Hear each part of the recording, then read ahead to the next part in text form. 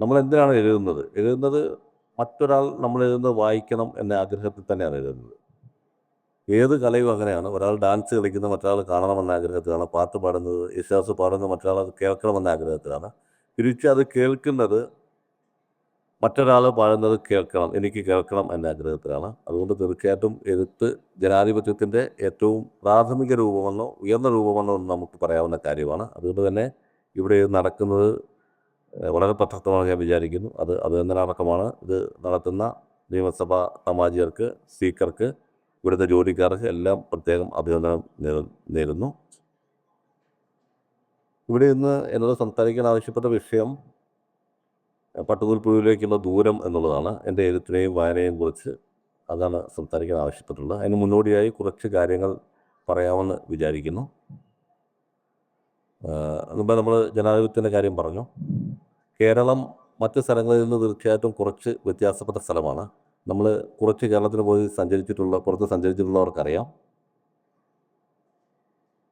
ഒരുപക്ഷെ ആലോഹരി ലൈബ്രറി എന്ന പ്രയോഗം ശരിയാണെങ്കിൽ, ആലോഹരി വായനശാല എന്ന പ്രയോഗം ശരിയാണെങ്കിൽ അത് ഏറ്റവും കൂടുതലുള്ള സ്ഥലം ഒരുപക്ഷെ കേരളമാണ്. ഇന്ത്യയിൽ ഏറ്റവും കൂടുതലുള്ള കേരളമാണ്. ലോകത്തിനും ഒരുപക്ഷെ കേരളമാണ്. ഒരു പഞ്ചായത്തിൽ തന്നെ 5-6 ലൈബ്രറികൾ ഉള്ള സ്ഥലമാണ് കേരളം.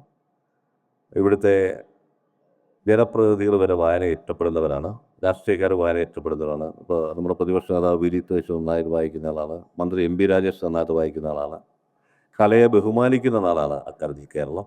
അതൊരു വലിയ കാര്യമാണ്. കലയെ ബഹുമാനിക്കുക എന്ന് പറഞ്ഞാൽ അത് വലിയ കാര്യമാണ്. നമ്മൾ എപ്പോഴും പാരീസിനെ കുറിച്ച് പറയാറുണ്ട്. പാരീസ് കലയെ ബഹുമാനിക്കുന്ന സ്ഥലമാണ്. അതുകൊണ്ടാണ് പാരീസിനെ നമ്മൾ ബഹുമാനിക്കുന്നത്. അങ്ങനെ ഒരു ബഹുമാനം കലയ്ക്ക് കൊടുക്കുന്ന ഒരു സ്ഥലമാണ് കേരളം. ഇപ്പോൾ KLF കേരള ലിറ്ററേച്ചർ ഫെസ്റ്റിവൽ എന്ന് പറയുന്ന വലിയ കാർണിവൽ പോലുള്ള ഉത്സവം നടക്കുന്ന സ്ഥലമാണ് കേരളം. IFFK തിരുവനന്തപുരത്തുകാർക്കറിയാം. IFFK പോലെ ഒരു പരിപാടി ഒരുപക്ഷെ ലോകത്ത് കാണില്ല. ഇത്രയധികം ആളുകൾ വന്നിട്ടുണ്ട്. ഞാൻ ഇവിടെ ടൊറൻറ്റോയിൽ, അവിടെയാണ് ഏറ്റവും കൂടുതൽ ആളുകൾ ലിറ്ററേച്ചർ ഫെസ്റ്റ് അല്ല, ഫിലിം ഫെസ്റ്റിന് വരുന്നതെന്നാണ് പറയുന്നത്.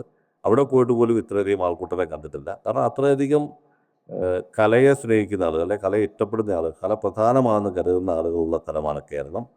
ഇത് വളരെ പ്രധാനപ്പെട്ട ഒരു കാര്യമാണ്. നമ്മുടെ ഗ്രാമങ്ങളിൽ പോലും, ചെറിയ ഗ്രാമങ്ങളിൽ പോലും ലിറ്ററേച്ചർ ഫെസ്റ്റ് നടക്കാറുണ്ട്. ഞങ്ങളുടെ വീടിനടുത്തുള്ള ഒരു ഗ്രാമത്തിൽ നടന്നിട്ടുണ്ട്. മലബാറിൽ ഒരുപാട് ഗ്രാമങ്ങളിൽ ലിറ്ററേച്ചർ ഫെസ്റ്റ് നടക്കുന്നുണ്ട്. ചെറിയ തോതിൽ എന്ന് നമ്മൾ വിചാരിക്കുന്ന തരത്തിൽ ലിറ്ററേച്ചർ ഫെസ്റ്റിവൽ നടക്കുന്നു. അവിടെ പ്രമുഖമായ എഴുത്തുകാർ വരുന്നു. ഇത് ഒരുപക്ഷെ ലോകത്തിൽ വേറൊരിടത്തും സംഭവിക്കുന്ന ഒരു കാര്യമല്ല. ഇതുപോലെ തന്നെ നമ്മൾ ആലോചിച്ച് നോക്കിയാൽ നമ്മുടെ ലൈബ്രറിയുടെ കാര്യം പറഞ്ഞു. നമ്മുടെ ലൈബ്രറികളിൽ പോയി നോക്കിയാൽ, ലൈബ്രറികളിലെ പഴയ അലമാരികൾ എടുത്ത് നോക്കിയാൽ ഏറ്റവും കൂടുതൽ അവിടെ ഇരിക്കുന്ന പുസ്തകങ്ങൾ വിവർത്തന പുസ്തകങ്ങളാണെന്ന് കാണാം. ഒരു പഴയ നമ്മുടെ തിരുവനന്തപുരം പബ്ലിക് ലൈബ്രറിയിലോ നമ്മുടെ നാട്ടുമ്പുറത്തെ ലൈബ്രറിയിലോ ചെന്ന് നോക്കിയാൽ ഏറ്റവും കൂടുതലുള്ള പുസ്തകങ്ങൾ വിവർത്തന പുസ്തകങ്ങളാണ്. നമ്മുടെ പുസ്തകങ്ങളോടൊപ്പം തന്നെ വിവർത്തന പുസ്തകങ്ങളുണ്ട്. ഇപ്പോൾ ബംഗാളി, റഷ്യൻ, ഫ്രഞ്ച്. ഇതൊരു പക്ഷേ ലോകത്തിൽ അപൂർവമാണ്. കാരണം സ്പാനിഷ്, ഇംഗ്ലീഷ്, ഫ്രഞ്ച് തുടങ്ങിയ ലോകഭാഷകൾ ഒഴിച്ചു നിർത്തിയാൽ ഒരു പക്ഷേ ഏറ്റവും കൂടുതൽ വിവർത്തനങ്ങൾ വന്നിട്ടുള്ള ഭാഷ നമ്മുടെ മലയാളമാണ്. ഹിന്ദിയിലേക്കോ തമിഴിലേക്കോ ബംഗാളിയിലേക്കോ ഒന്നും ഇത്രയധികം വിവർത്തനങ്ങൾ വന്നിട്ടില്ല. ഇത് ഒരു വളരെ പ്രധാനപ്പെട്ട കാര്യമാണ്. കാരണം ഇത് നമ്മുടെ ഭാഷയെ മാറ്റിയിട്ടുണ്ട്. ഈ വിവർത്തനങ്ങളുടെ ആധിക്യം നമ്മുടെ ഭാഷയെ മാറ്റിയിട്ടുണ്ട്. നമ്മൾ പണ്ട് മുതലേ അല്പം ജനതകളെ തുറന്നിട്ട സമൂഹമാണ്. നമുക്കറിയാം, കേരളത്തിന് പുറം രാജ്യങ്ങളുമായുള്ള വ്യാപാര ബന്ധങ്ങൾ അറിയാം. അത് ബൈബിളിൻ്റെ കാലം മുതലേ ഉണ്ട്. ബൈബിളിൽ പോലും നമ്മുടെ സുഗന്ധദ്രവ്യങ്ങളെക്കുറിച്ചുള്ള പരാമർശങ്ങളുണ്ട്. അപ്പോൾ ഇതിൻ്റെ എല്ലാം തുടർച്ചയാണ് നമ്മൾ വിവർത്തന പുസ്തകങ്ങൾ സ്വീകരിച്ചത്. നമ്മുടെ നാട്ടിലേക്ക്, നമ്മുടെ ഭാഷയിലേക്ക് വിവർത്തന പുസ്തകങ്ങൾ സ്വീകരിച്ചത്. നമ്മുടെ ഭാഷയെ മാറ്റിയ പുസ്തകങ്ങളുണ്ട്. പാവങ്ങളുടെ വിവർത്തനം, അതിൻ്റെ 100-ാം വാർഷികമാണ് അടുത്ത കാലത്ത്. PK രാജശേഖരൻ അതിനെക്കുറിച്ച് ഗംഭീരമായ ലേഖനം മാതൃഭൂമിയിൽ എഴുതിയിട്ട് ഞാൻ വായിച്ചു തുറക്കുന്നു. പാവങ്ങളുടെ വിവർത്തനം നമ്മുടെ എഴുത്ത് രീതിയെ തന്നെ മാറ്റി, നമ്മുടെ ഭാഷാ രീതിയെ മാറ്റി. നമ്മുടെ തുടക്കകാലത്തെ എഴുത്തുകാർ, ഉദാഹരണം തകഴി, കേശവദേവ്, ഇവർക്കെല്ലാം ഉണ്ടായിരുന്ന ഒരു വലിയ സ്വാധീനം ഈ ഫ്രഞ്ചിലുണ്ടായിരുന്ന ആ ലിറ്ററേച്ചറിൻ്റെ ഒരു സ്വാധീനമായിരുന്നു. അത് നമ്മുടെ വിവർത്തനത്തിൽ നിന്നുണ്ടായ ലിറ്ററേച്ചറാണ്. അത് എന്തുമാത്രം നമ്മുടെ ഭാഷയെ മാറ്റിയെന്നറിയണമെങ്കിൽ ഇന്നത്തെ നമ്മുടെ പുസ്തകങ്ങൾ വായിച്ചാൽ മതി. ഇന്ന് എഴുതുന്ന എഴുത്തുകാരുടെ, ഞാൻ ഉൾപ്പെടെ എഴുതുന്ന എഴുത്തുകാരുടെ പുസ്തകങ്ങൾ വായിച്ചാൽ മതി. നമ്മുടെ എഴുത്തിനെ തീർച്ചയായിട്ടും ഫ്രഞ്ചും ബ്രിട്ടനിൽ നിന്നും ലാറ്റിൻ അമേരിക്കയിൽ നിന്നുള്ള വിവർത്തനങ്ങൾ ധാരാളമായിട്ട് മാറ്റിയിട്ടുണ്ട്. ഉദാഹരണത്തിന് മാർക്കേസിൻ്റെ ഏകാന്തയുടെ 100 വർഷങ്ങൾ എന്ന് പറയുന്ന പുസ്തകം മലയാളത്തിൽ വന്നില്ലായിരുന്നെങ്കിൽ, മലയാളത്തിൽ എനിക്ക് തോന്നുന്നു ഉണ്ണികൃഷ്ണ വേലായുധ മാഷാണ് അത് തർജ്ജമ ചെയ്തത്. ആ തർജ്ജമ ഉണ്ടായിരുന്നില്ലെങ്കിൽ മലയാളത്തിലെ എഴുത്ത് ഇങ്ങനെയേ ആകില്ല. നമ്മുടെ ഭാഷാഘടന, അതിനു മുമ്പുള്ള മലയാളം ചെറിയ ചെറിയ വാചകങ്ങളിലൂടെ ആശയം പറയുന്നൊരു എഴുത്തിൽ ഇപ്പോൾ തകഴിയുടെ അല്ല കാരൂരിൻ്റെ കഥകൾ വായിച്ചാൽ നമുക്കറിയാം ചെറിയ ചെറിയ വാചകങ്ങളിലൂടെയാണ് അവർ പറയുന്നത്, കഥ പറയുന്നത്. നേരെ മറിച്ച് തിരിച്ച് സങ്കീർണമായൊരു വാചകഘടനയിലേക്ക് ഇങ്ങനെ മാല കൊരുക്കുന്ന പോലെ കൊരുത്തു പോകുന്ന വാചകഘടനയിലേക്ക് മലയാളത്തിലെ ഒരു കാലത്തെ നോവലും കഥയും മാറാൻ കാരണം ഈ മാർക്വേസിൻ്റെ വിവർത്തനമാണ്.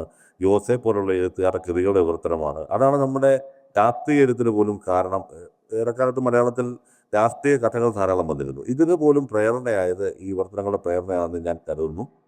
ഇതിൻ്റെ ഗുണഫലം ഇന്ന് മലയാളം അനുഭവിച്ചുകൊണ്ടിരിക്കുകയാണ്. മലയാള ഭാഷ ഇന്നതിൻ്റെ ഗുണഫലം അനുഭവിച്ചുകൊണ്ടിരിക്കുകയാണ്. നമ്മൾ വിദേശത്തെ എത്രയധികം സ്വീകരിക്കുന്നോ, നമ്മുടെ മനസ്സെത്ര തുറക്കുന്നോ, നമ്മുടെ ജനലുകളെത്ര തുറക്കുന്നോ അത്രയധികം നമ്മുടെ ഭാഷ വലുതാകുകയാണ്, നമ്മുടെ ലിറ്ററേച്ചർ വലുതാകുകയാണ്. ഇന്ന് മലയാളത്തിൽ നിന്നാണ് ഏറ്റവും കൂടുതൽ കൃതികൾ ഇന്ത്യൻ ഭാഷകളിൽ പുറത്തേക്ക് അല്ലെങ്കിൽ ഇംഗ്ലീഷിലേക്ക് ട്രാൻസ്ലേറ്റ് ചെയ്യപ്പെടുന്നത്. ഞാനീയിടെ ബംഗാളിയിലെ ഒരു വിവർത്തകനുണ്ട്, അരുണാവാ സിൻഹ എന്ന് പറഞ്ഞ, അദ്ദേഹവുമായിട്ടൊക്കെ ഓൺലൈൻ ബേസിൽ സംസാരിക്കുകയുണ്ടായി. അപ്പോൾ നമ്മൾ ചെറുപ്പകാലത്ത് ബംഗാളി കൃതികൾ വായിച്ച് അതിൽ നിന്നുണ്ടായ സന്തോഷത്തെക്കുറിച്ച് അദ്ദേഹത്തോട് ധാരാളം സംസാരിച്ചു. അപ്പോൾ അദ്ദേഹം ഇങ്ങോട്ട് പറയുകയാണ്, അങ്ങനെയല്ല, ഞങ്ങളിപ്പോൾ മലയാളത്തിൽ നിന്നുള്ള കൃതികൾക്ക് വേണ്ടി കാത്തിരിക്കുകയാണ് എന്ന് അദ്ദേഹം പറയുകയാണ്. കാരണം മലയാളത്തിലുള്ള ഇപ്പോൾ JCB ലിറ്ററേച്ചർ കിട്ടിയ 6 or 7 തവണയാണ് കിട്ടിയത്. 3 തവണയും നമുക്കായിരുന്നു. ഇത്തവണയും പുറത്തെ പ്രധാനപ്പെട്ട കോസ്വേഡ് പുരസ്കാരം നമ്മുടെ പുസ്തകത്തിലാണ് കിട്ടിയത്, മനോജ് കുറുവിൻ്റെ പുസ്തകത്തിലാണ്. നിലമ്പൂത്ത് പറഞ്ഞാളുടെ പരിഭാഷയ്ക്കാണ് കിട്ടിയത്. ധാരാളം വിവർത്തകർ മലയാളത്തിലേക്ക് കടന്നു വരുന്നത്, പ്രത്യേകിച്ച് സ്ത്രീ വിവർത്തകർ, ദേവിക, ഫാത്തിമ, ജയശ്രീ കളത്തിൽ തുടങ്ങിയ വിവർത്തകർ മലയാളത്തിൽ വരുന്നു. നല്ല രീതിയിൽ മലയാളത്തിലെ പുസ്തകങ്ങൾ വിവർത്തനം ചെയ്യപ്പെടുന്നു. ഇതിനെല്ലാം കാരണമായത് ഈ പുറത്തു നിന്നുള്ള വിവർത്തനങ്ങളെ നമ്മൾ ഉൾക്കൊള്ളുന്നു, അതിലൂടെ നമ്മുടെ ഭാഷ വളർന്നുകൊണ്ടാണെന്ന് ഞാൻ കരുതുന്നു. അതുപോലെ തന്നെ നോവൽ എന്ന് പറയുന്ന സാഹിത്യരൂപം, നമ്മുടെ നോവലിനെ കുറിച്ച് സംസാരിക്കുന്നതുകൊണ്ടാണ് അത് പറയുന്നത്. നോവൽ എന്ന് പറയുന്ന സാഹിത്യരൂപം വളരെയധികം മാറ്റങ്ങളിലൂടെ കടന്നു പോകുന്ന ഒരു കാലമാണിത്. ഏറ്റവും അതിജീവിച്ച സാഹിത്യരൂപമായിട്ട് നോവൽ മാറുകയാണ്. ഈ കവിത എന്ന് പറയുന്ന ലോകത്തിലെ ഏറ്റവും പഴക്കമുള്ള സാഹിത്യരൂപത്തെ മാറ്റി നിർത്തിക്കൊണ്ടാണ് പറയുന്നത്. അല്ലാതെ നമ്മൾ സംസാരിച്ചു നോക്കിയാൽ, ചിന്തിച്ചു നോക്കിയാൽ ഏറ്റവും അധികം അതിജീവിച്ച സാഹിത്യരൂപം തീർച്ചയായിട്ടും നോവൽ തന്നെയാണ്. ഡോൺ കിക്സോട്ട് എന്ന ഏറ്റവും പ്രധാനപ്പെട്ട നോവൽ മുതലുള്ള ഇത്രയും കാലത്തെ ചരിത്രം എടുത്തു നോക്കിയാൽ ഇന്നും ഏറ്റവും അധികം വായിക്കപ്പെടുന്നത്, ഏറ്റവും കൂടുതൽ വിൽക്കപ്പെടുന്നത്, ഏറ്റവും കൂടുതൽ ആളുകൾ ചർച്ച ചെയ്യുന്നത്, ഏറ്റവും കൂടുതൽ പ്രസിദ്ധീകരിക്കപ്പെടുന്നത് ഒരുപക്ഷെ ലോകസാഹിത്യത്തിൽ തന്നെ നോവലുകളാണ് നമുക്ക് കാണാം. ഇത് പിൽക്കാലത്ത് വന്ന ചെറുകഥയ്ക്കോ നാടകത്തിനോ ഇങ്ങനെയുള്ള സാഹിത്യരൂപങ്ങൾക്കൊന്നും അത്രയും സാധിച്ചിട്ടില്ല. ഇത് നോവലിൻ്റെ ഒരു ഭയങ്കരമായൊരു പ്രത്യേകതയാണ്. അതുപോലെ തന്നെ എല്ലാത്തിനെയും ഉൾക്കൊള്ളുന്ന ഒരു സാഹിത്യരൂപമായിട്ട് മാറുകയാണ് നോവൽ. ഈ അതിജീവിക്കാൻ ഒരു കാരണം എന്ന് പറയുന്നത് ഓരോ നാട്ടിലും ഓരോ സ്വഭാവം അറിയിച്ചിട്ടുണ്ട് നോവൽ. ഉദാഹരണത്തിന് ഫ്രഞ്ച് നോവലുകൾ, അതിന് വേറൊരു സ്വഭാവമുണ്ട്. ജാപ്പനീസ് നോവലുകൾ, അത് നിങ്ങൾ വായിച്ചിട്ടുണ്ടേ അറിയാം. കാവാവത്തരയോ അവസാനം വന്ന ഏറ്റവും ജനപ്രിയനായ മുറാക്കാമിയുടെ നോവലുകൾ വായിച്ചറിയാം. അത് വേറൊരു തരം, നമ്മുടെ നോവൽ സങ്കല്പത്തെ മറികടക്കുന്ന വേറൊരു തരം നോവൽ സങ്കല്പം ജപ്പാൻകാർ വളർത്തിയെടുത്തത് കാണാം. റഷ്യൻ നോവലുകൾ, അത് വേറൊരു തരം നോവൽ സങ്കല്പം. ഇപ്പോൾ ദസ്തയേവ്സ്കി, ടോൾസ്റ്റോയ് തുടങ്ങിയവരുണ്ടാക്കിയ ഒരു നോവൽ, അല്ലെങ്കിൽ മിഖായിൽ ഷോളക്കോവ് ഒക്കെ ഉണ്ടാക്കിയ ഒരു നോവൽ സങ്കല്പമുണ്ട്. അതായത് മനുഷ്യമനത്തിനെ ഇങ്ങനെ കാലങ്ങളോളം വിടാതെ പിന്തുടരുന്ന ഒരു നോവൽ എഴുത്തുണ്ട്. റഷ്യൻ നോവലുകൾ വായിക്കുമ്പോൾ അതിനകത്ത് അവർ പ്രകൃതി വർണ്ണനകൾ വളരെ കുറവായിരിക്കും, കഥാപാത്രങ്ങളെ വർണ്ണിക്കുന്നത് വളരെ കുറവായിരിക്കും. പക്ഷേ അതേസമയം ദസ്തയേവ്സ്കി സഞ്ചരിക്കുന്നത് മനുഷ്യ മനസ്സിൻ്റെ ഉള്ളാഴങ്ങളിലൂടെ ഇങ്ങനെ തുടരെ ചുഴിഞ്ഞങ്ങ് പോകുന്ന ഒരു എഴുത്ത് രീതിയുണ്ട്. അതുപോലെ യൂറോപ്യൻ നോവലുകളിലെ ഘടനാഭദ്രമായ ഒരു രീതിയുണ്ട്. നമ്മളിങ്ങനെ ഒന്നും കളയാനില്ലാത്ത കൃത്യമായി ഘടന ഒപ്പിച്ചു വെച്ച ഒരു നോവൽ സങ്കല്പമുണ്ട്. അതുപോലെ തന്നെ പിൽക്കാലത്ത് വന്ന ലാറ്റിൻ അമേരിക്കൻ നോവലുകളുടെ അവരുണ്ടാക്കിയ, സൗത്ത് അമേരിക്കൻ രാജ്യങ്ങളിലെ നോവലുകൾ ഉണ്ടാക്കിയ വേറൊരു തരം നോവൽ സങ്കല്പമുണ്ട്. അതിനെക്കുറിച്ച് ഞാൻ പറയേണ്ടതില്ല. നിങ്ങൾക്കറിയാം, മാർക്കേസും യോസയൊക്കെ ഉണ്ടാക്കിയ നോവൽ സങ്കല്പം. മാർക്കേസ് മാജിക്കൽ റിയലിസം ത്തിലൂടെ എഴുത്തിനെ മുന്നോട്ട് കൊണ്ടുപോയി. യോസ രാഷ്ട്രീയത്തെയും ചരിത്രത്തെയും എങ്ങനെ ചേർത്ത് വെക്കാം, അതിനെ എങ്ങനെ ഫിക്ഷൻ ഉപയോഗിക്കാം എന്ന് സമർത്ഥമായി എഴുതിയാണ് യോസ. ഫ്യൂന്തത്തിനെ പോലെ എഴുത്തുകാർ. അങ്ങനെ വലിയ മാറ്റങ്ങൾ ആ തരത്തിലാണ് നോവൽ കാലത്തെ അതിജീവിച്ചത്, ഏറ്റവും അതിജീവിച്ച സാഹിത്യരൂപമായിട്ട് മാറിയത്. അതുപോലെ എല്ലാത്തിനെയും ഉൾക്കൊള്ളുന്ന ഒരുതരം സാഹിത്യരൂപമായിട്ട് നോവൽ മാറുകയാണ്. ഇപ്പോൾ ഉണ്ടാകുന്ന നോവലിലെ ഏറ്റവും വലിയ മാറ്റം അതാണ്. എല്ലാത്തിനെയും ഉൾക്കൊള്ളുന്ന തരം ഒരു സാഹിത്യരൂപമായിട്ട് അത് മാറുകയാണ്. ഉദാഹരണത്തിന് നോസ്കാർഡ് എന്ന് പറയുന്ന എഴുത്തുകാരനുണ്ട്, നോർവേയിലുള്ള. അദ്ദേഹത്തിൻ്റെ മൈസ്ട്രകൾ എന്ന് പറയുന്ന പ്രശസ്തമായ പുസ്തകം നിങ്ങൾ കുറച്ചെങ്കിലും പേര് വായിച്ചു കാണും. ഏതാണ്ട് 5 വാല്യങ്ങളുള്ള ഒരു വലിയ പുസ്തകമാണ്. ഒരു വാല്യം ഏതാണ്ട് 600 പേജോളം വരും. അങ്ങനെ 5 വാല്യങ്ങളുള്ള വലിയൊരു നോവൽ. അത് ആത്മകഥയാണോ നോവലാണോ എന്ന് ചോദിച്ചാൽ നമുക്ക് അറിഞ്ഞുകൂടാ. ചിലപ്പോൾ തോന്നും അത് ആത്മകഥയാണെന്ന്. എഴുത്തുകാരൻ ചിലപ്പോൾ ആത്മകഥയാണെന്ന് പറയും, ചിലപ്പോൾ നോവലാണെന്ന് പറയും. അതിനെക്കുറിച്ച് തുടർന്ന് വലിയ വിവാദങ്ങളൊക്കെ ഉണ്ടായിരുന്ന നോവലാണ്. നോർവേയിൽ ഏറ്റവും അധികം വിറ്റഴിക്കപ്പെട്ട നോവലാണ്. ഇന്ന് ലോകത്ത് തന്നെ ഏറ്റവും അധികം വിറ്റഴിക്കപ്പെട്ട ഒരു നോവലാണ്. അതുപോലെ ജീവചരിത്രവും നോവലും ഒന്നായി മാറുകയാണ്. ചരിത്രം നോവലിലേക്ക് വരികയാണ്. ഇപ്പോൾ നമ്മുടെ നാട്ടിൽ തന്നെ ഇവിടെ ഉടൻ തന്നെ ഒരു സെക്ഷനുള്ള സിനിലാലിൻ്റെ ഇരു എന്ന നോവൽ, അത് മാർത്താണ്ഡവർമ്മ എന്ന് പറയുന്ന നോവലിലെ ഒരു കഥാപാത്രത്തെ എടുത്ത്, ഒരു സംഭവത്തെ എടുത്ത് അതിനെ പുനരാഖ്യാനം ചെയ്യുന്നതാണ്. അങ്ങനെ നോവൽ ചരിത്രത്തെയും ജീവചരിത്രത്തെയും ആത്മകഥയും എല്ലാം ഉൾക്കൊള്ളുന്ന ഒരു രൂപമായിട്ട് മാറുകയാണ് ലോകമെമ്പാടും. ഇപ്പോൾ അടുത്ത കാലത്ത് ലൈവ് വിത്ത് മീ എന്ന് പറയുന്ന ഒരു ചെറിയ നോവൽ, ഫ്രഞ്ച് നോവൽ, ഫ്രാൻസിൽ വളരെ ഹിറ്റായ ഒരു നോവലാണ്. അത് ഞാൻ വായിച്ചിരുന്നു. അതിൽ ഈ പറഞ്ഞ പോലെ നമുക്കത് രണ്ട് സ്വവർഗരതിക്കാരായ രണ്ട് കുട്ടികളുടെ കഥയാണ്, രണ്ട് ബാലന്മാരുടെ ആ ചെറിയ ജീവിതത്തിൻ്റെ കഥയാണ്.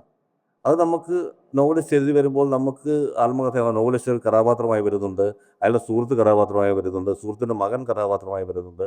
നമുക്കത് നോവലാണോ ആത്മകഥയാണോ അല്ലെങ്കിൽ ജീവചരിത്രമാണോ എന്ന് നമുക്ക് കൃത്യമായിട്ട് വിവച്ഛേദിച്ചറിയാൻ പറ്റില്ല. അങ്ങനെ ഒരു മാറ്റം നോവൽ വലിയ തോതിൽ ഉണ്ടായിക്കൊണ്ടിരിക്കുകയാണ്. ഇതുതന്നെ മലയാളത്തിലും ഉണ്ടാകുന്നുണ്ട്. മലയാളത്തിൽ ഈ കഴിഞ്ഞ 25 വർഷത്തിനിടെ ഇറങ്ങിയ 25 പുസ്തകങ്ങളുടെ ഒരു ലിസ്റ്റ് ഈയിടെ മനോരമ ഇറക്കിയിരുന്നു. അതിനെക്കുറിച്ച് ഒരുപാട് ആക്ഷേപങ്ങളൊക്കെ ഉണ്ടായി. പക്ഷെ അതിൽ പെടാതെ പോയൊരു നോവലുണ്ട്.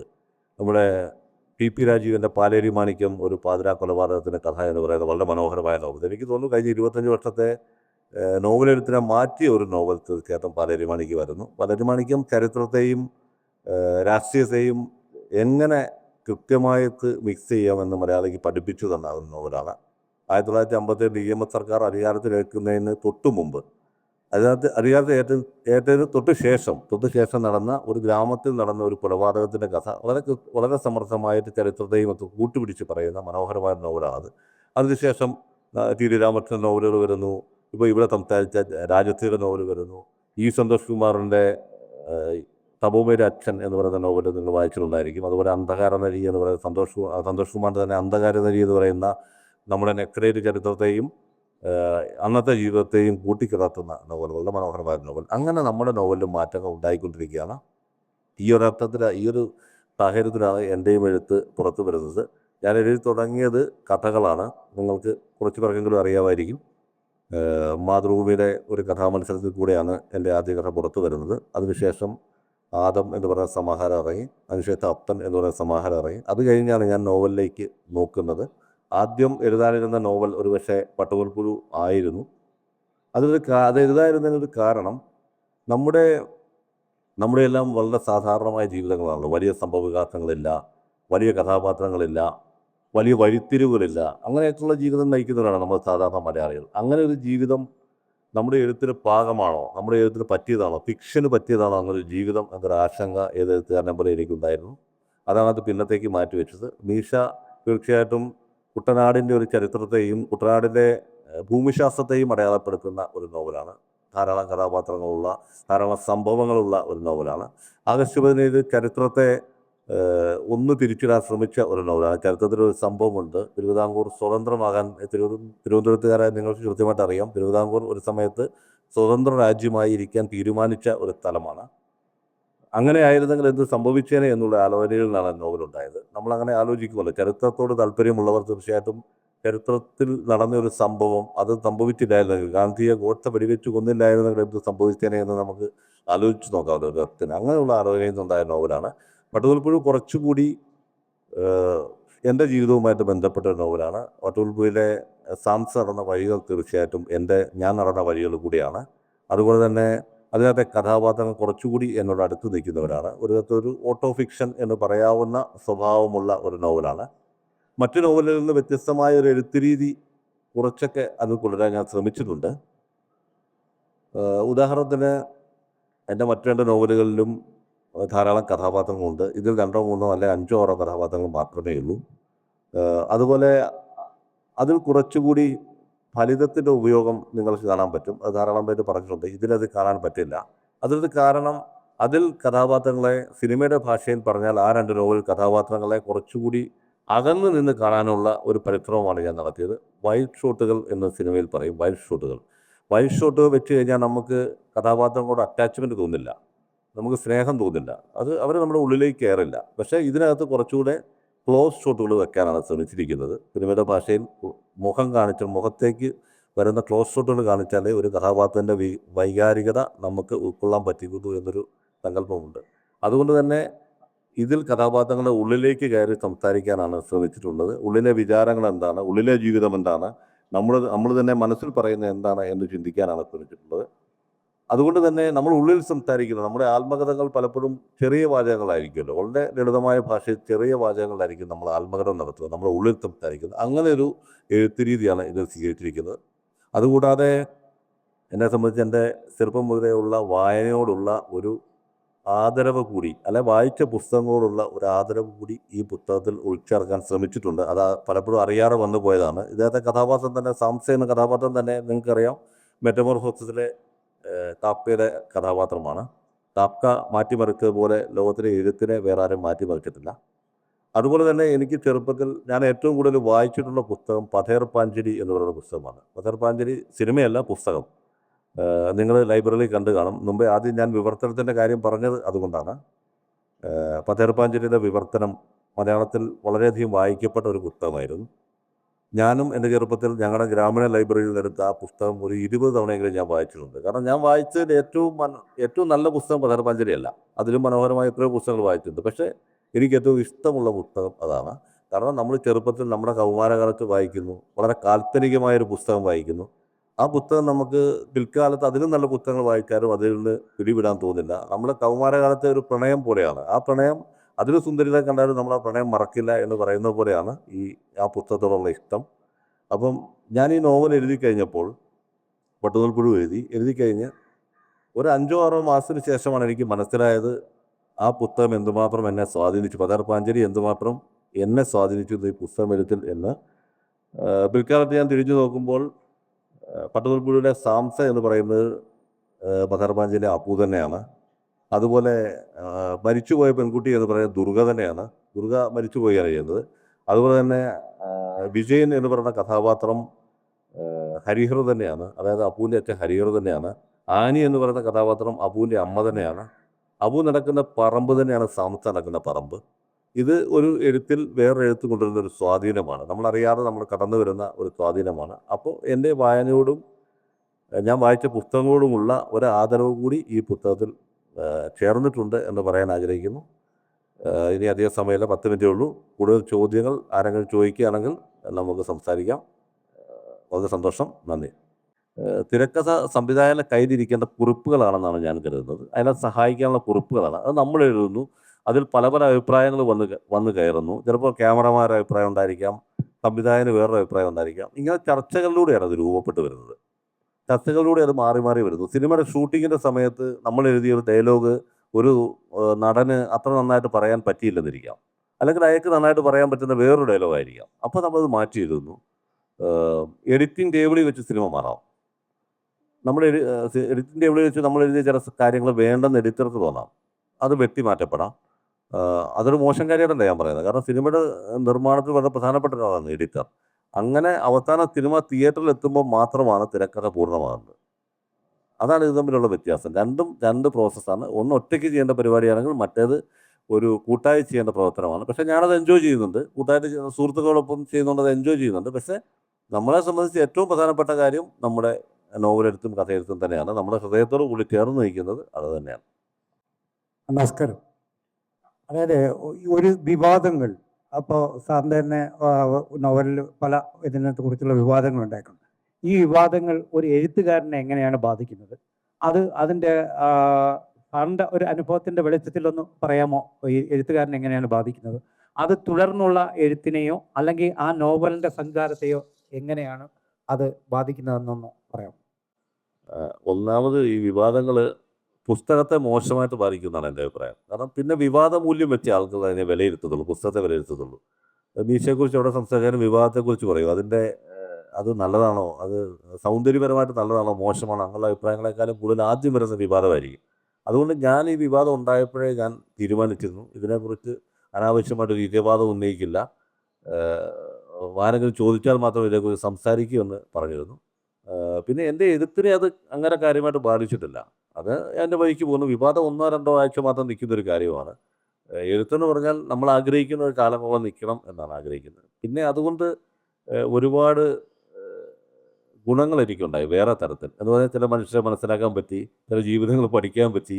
ഉദാഹരണത്തിന് മീശ പുറത്തിറങ്ങി ഏതാണ്ട് തൊട്ടടുത്ത ആഴ്ചയാണ് വെള്ളപ്പൊക്കം വന്നത്. 2018 വെള്ളപ്പൊക്കം വന്നത്. അപ്പം ഞാനിങ്ങനെ അന്ന് സർക്കാർ ജോലി ചെയ്യുന്ന സമയം, ഇപ്പം ഞാൻ സർക്കാർ ജോലി ചെയ്യുന്നില്ല.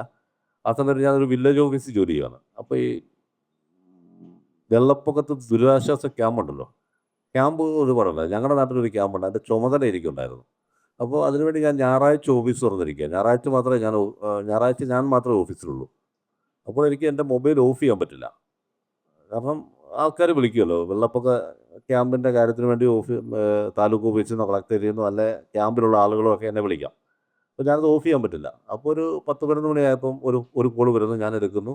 ഭയങ്കര പച്ചത്തെറി, ഭീകരതെറി, ചുരുളിയിലെഴുതിയാലും വലിയ തെറി ഞാൻ കേട്ടു. അപ്പോൾ ഞാനത് കട്ട് ചെയ്തു. പിന്നെ അയാൾ തന്നെ വിളിക്കുന്നു, ഞാൻ കട്ട് ചെയ്തു. പിന്നെ വിളിക്കുന്നു, ഞാൻ കട്ട് ചെയ്തു. 4ാമത് അയാൾ വിളിച്ചപ്പോൾ ഞാൻ പറഞ്ഞു, ചേട്ടാ ഇത് എനിക്ക് ഫോൺ ഓഫ് ചെയ്യാൻ പറ്റാത്തൊരു കണ്ടീഷനാണ്, എന്നെ ഉപദ്രവിക്കരുത്. ഇനി നിങ്ങൾ വിളിച്ചാൽ ഞാൻ പോലീസിൽ പരാതിപ്പെടും. അല്ലെങ്കിൽ ഞാൻ ഫോൺ ഓഫ് ചെയ്ത് വെച്ചാൽ മതിയല്ലോ, ഇപ്പോൾ ഓഫ് ചെയ്യാൻ പറ്റില്ല. പിന്നെയും പുള്ളി വിളിക്കുന്നു. ഇങ്ങനെ ഈ യന്ത്രം കൊണ്ട് വിളിക്കുന്ന പോലെ ഒരു 60 തവണ ഇങ്ങനെ വിളിക്കുന്നു, കട്ട് ചെയ്യുന്നു, വിളിക്കുന്നു, കട്ട് ചെയ്യുന്നു. ഇത് ഞാൻ മടുത്തു.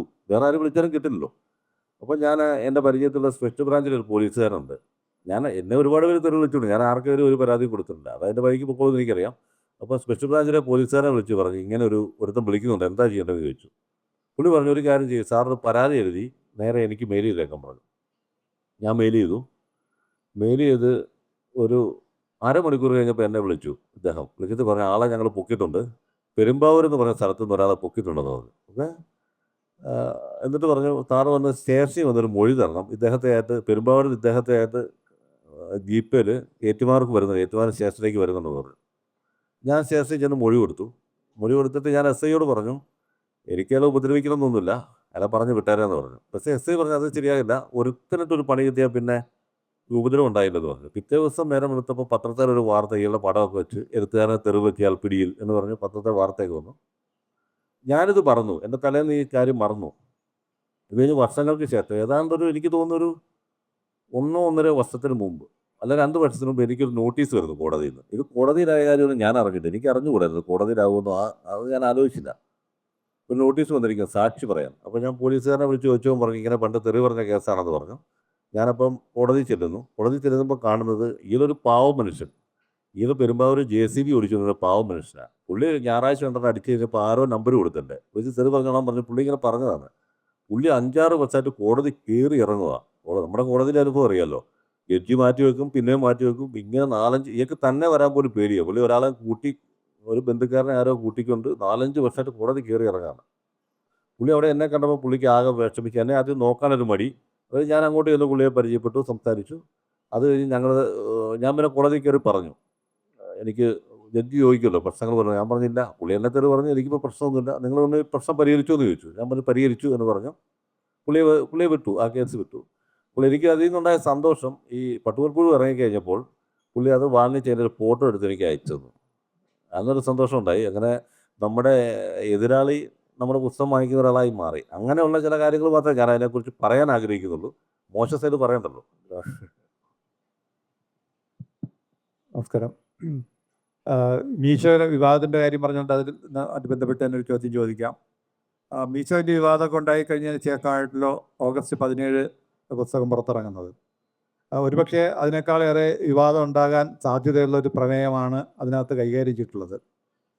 വലിയ രാജ്യഭക്തി മറ്റുമൊക്കെ വലിയ ചർച്ച ചെയ്യപ്പെടുന്ന ഒരു കാലഘട്ടത്തിൽ അങ്ങനെ രാജ്യഭക്തി ഇല്ലാത്ത ഒരു പ്രദേശമായിരുന്നു തിരുവിതാംകൂർ എന്ന തരത്തിലുള്ളൊരു ആഖ്യാനമാണ് അതിനകത്ത് വന്നിട്ടുള്ളത്. ഈ മീശയുടെ വിവാദത്തിൻ്റെ പശ്ചാത്തലത്തിൽ ഈ നോവൽ എഴുതുമ്പോഴേക്കും അങ്ങനെ ഒരു ആശങ്ക മനസ്സിലുണ്ടായിരുന്നുവോ? അതോ അല്ലെങ്കിൽ എന്തുകൊണ്ടാണ് തിരുവിതാംകൂർ തന്നെ? ഓൾട്ടർനേറ്റ് ഹിസ്റ്ററി എന്ന് പറയുന്നത് പലതരത്തിൽ, അങ്ങനെ സൂചിപ്പിച്ചതുപോലെ ഗാന്ധിയെക്കുറിച്ച് വേണമെങ്കിലും ആലോചിച്ച് നമുക്ക് ഓൾട്ടർനേറ്റ് ഹിസ്റ്ററി നോവൽ എഴുതാമായിരുന്നു. താങ്കൾ അത് തിരുവിതാംകൂറിൻ്റെ ചരിത്രം തന്നെ എന്തുകൊണ്ടാണ് എടുത്തത്? ഇങ്ങനെ ചിന്തിച്ചിരുന്നോ എഴുതിയിരുന്ന സമയത്ത്? ഒന്നാമത് ഞാനൊരു തിരുവിതാംകൂറുകാരനാണല്ലോ, അതാണ് ഒന്നാമത്തെ കാര്യം. പിന്നെ രണ്ടാമത്തെ കാര്യം, എൻ്റെ വീടിരിക്കുന്നത്, അതായത് എൻ്റെ അച്ഛൻ ജനിച്ച തിരുവിതാംകൂറിലാണ് ജനിച്ചത്. ഞാൻ ജനിച്ച ഇന്ത്യയിലാണ് ജനിച്ചത്, പക്ഷേ എൻ്റെ അച്ഛൻ തിരുവിതാംകൂറിലാണ് ജനിച്ചത്. അപ്പോൾ എൻ്റെ വീടിരിക്കുന്ന സ്ഥലത്തുനിന്ന് ഒരു 100 മീറ്റർ നടന്നാൽ ഒരു ചെറിയ ഇടവഴിയുണ്ട്. അതൊരു സമയത്ത് ഒരു രാജ്യത്തിൻ്റെ അതിർത്തിയായിരുന്നു. തെക്കുംകൂർ വടക്കുംകൂർ എന്ന് പറയുന്ന 2 രാജ്യങ്ങളുണ്ടായിരുന്നു. മാർത്താണ്ഡവർമ്മ ഈ വേണാട് വലുതാക്കി തിരുവിതാംകൂർ ആക്കിയ സമയത്ത് തെക്കുംകൂറും ചെമ്പകശ്ശേരി വടക്കുംകൂറും ഒക്കെ പിടിച്ചെടുത്തിരുന്നു. അതിനു മുമ്പ് ഒരു രാജ്യത്തിൻ്റെ അതിർത്തിയായിരുന്നു. അപ്പോൾ അതിർത്തിക്ക് തൊട്ടടുത്ത് ഞാൻ താമസിക്കുന്നത്. നമ്മൾ ഡെയിലി 5-6 തവണ ഈ അതിർത്തി ക്രോസ് ചെയ്യുന്നുണ്ട്.